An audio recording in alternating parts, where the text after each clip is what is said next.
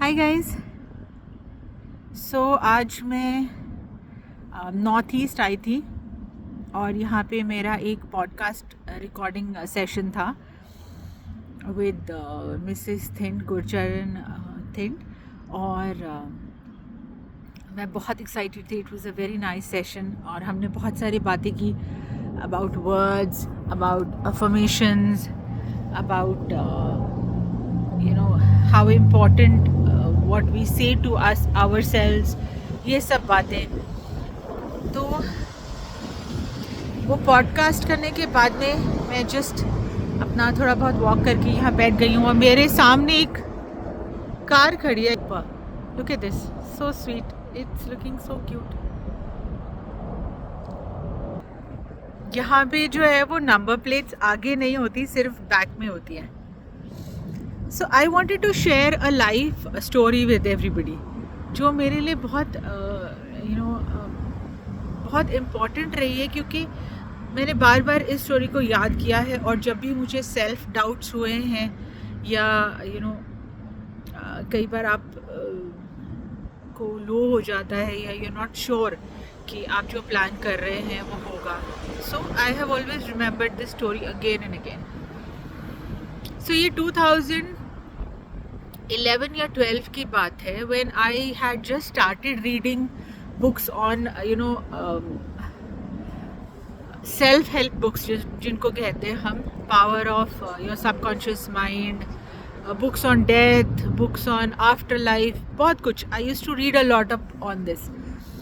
तो जब मैंने ये बुक्स रीड की तो फिर आई wanted to experiment also and see के वेदर इट एक्चुअली वर्क्स। तो एक बहुत रैंडम डे में एक दिन me and my mother were going to the mall. हमारे घर के पास बिग बाज़ार होता था एंड हम जा रहे थे। तो जाने से पहले मैंने जस्ट अपनी मॉम को बोला कि आज मुझे मेयो लेके आना है। I want to buy mayo, क्योंकि मैं बहुत दिन से एक मेयो की कुछ सैलड रेसिपी और मेयो के कुछ सैंडविचेस ट्राई करना चाहती हूँ और मेयो है नहीं हमारे पास, so I will buy some mayo today.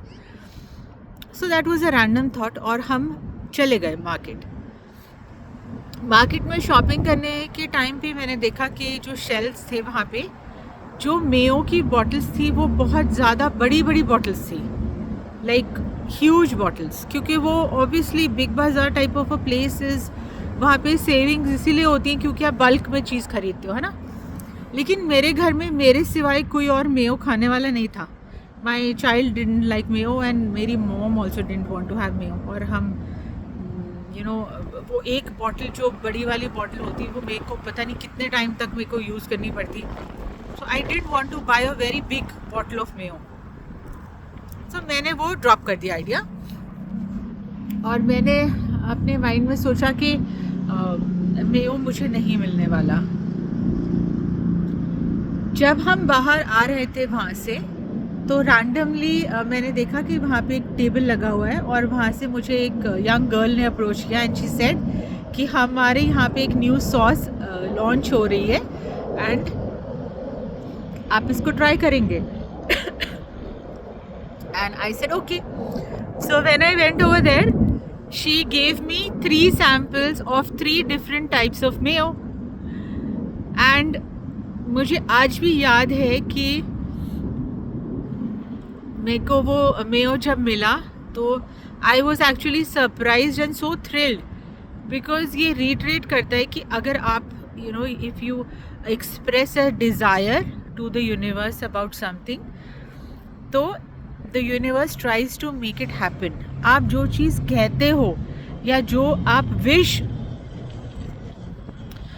दुनिया में थ्रू आउट करते हो तो वो आपका subconscious mind and the world try to make it happen. Problem हमेशा वहाँ पे आती है कि हम कंफ्यूज रहते हैं कि हमें अपनी लाइफ में चाहिए क्या।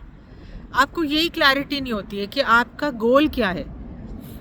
तो many times when I talk to people उनका गोल होता है to buy the big car, to buy the big phone, to buy goals which are very materialistic. And then आप उस गोल को लाइफ गोल समझ के यू वर्क टूवर्ड्स इट, जबकि life goal should be about self improvement, about improving the quality of your life and not about improving the things that you are collecting. This is my thought. Everybody else could be thinking differently. Things make people happy. I'm just trying to share कि आप अगर किसी चीज़ को आप express करते हो desire to तो your subconscious mind makes that happen. So be careful. आप क्या चाह रहे हो, आप कैसे उसको मैनिफेस्ट कर रहे हो. So these things are important. कई बार हम अपने माइंड में नेगेटिव थॉट्स के साथ में नेगेटिव थिंग्स मैनिफेस्ट करने लग जाते हैं.